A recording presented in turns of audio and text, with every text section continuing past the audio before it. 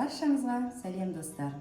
Бүгін сіздермен құрамы өте жеңіл, әрі құнарлы, тойымды болып келетін, дастарханыңызды ашып тұратын салаттың рецептісімен бөліскім келіп тұр.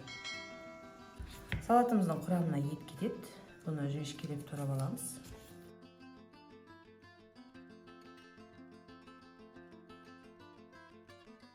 Шандырларын, майлы жерлерін алып тастаймыз. Етті қатырып алсаңыздар жақсы кесілетін болады.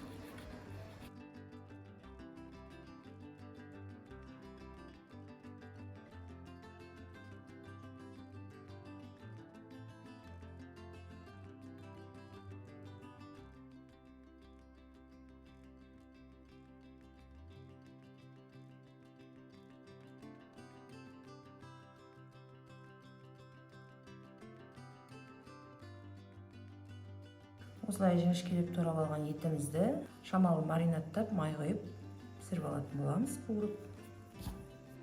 Міне қыздар, етімді жіңішкелеп турап, маринадтап, әдемілеп пісіріп алдым. Енді тәлеукемізге орналастыратын боламыз.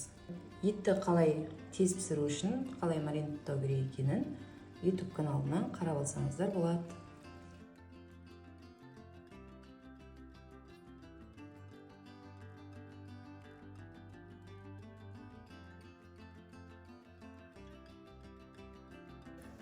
Менің қолымда қияр бар. Жіңішкелеп теркіден өткізіп алам. Егер мынандай терк сіздерде болмаса, қолмен кесіп алсаңыздар да болады пышақпен.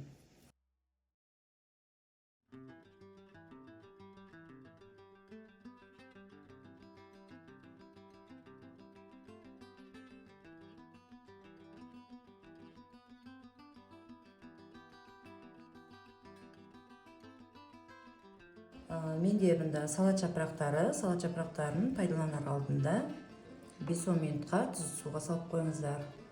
Бойы өте лас болады. Енді осы салат жапырақтарымызды жіңішкелеп турап алатын боламыз.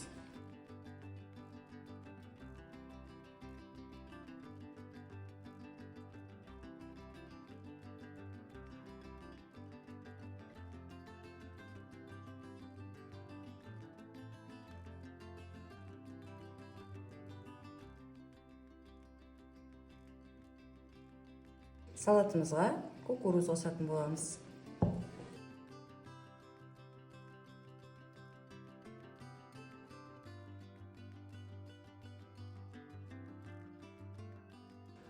Келесі кезекте бізге салатымыздың құрамына осындай қуырылған картоп керек болады.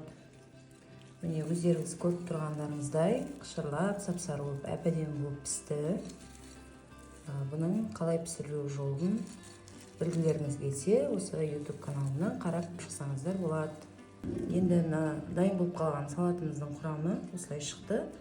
Мына екі сары қатар кетпес үшін осы жапырақтарды былай кукурузға қарай ысырайық.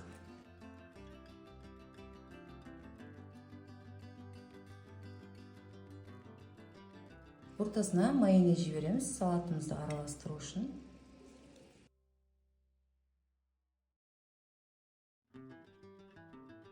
Мына жерде ашық тұрған жерге не салу керек деп ойлайсыздар. Мен салатымның құрамына бір нәрсені салуды ұмытып кетіппін. Ол сәбізден жасалған салат. Бетіне осылай укроп сеуіп жүрсеңіздер де болады. Міне қыздар, мен салатым дайын болды. Менің видеом сіздерге пайдалы болған болса, тіркеліп, лайк басып кетуді ұмытпаңыздар.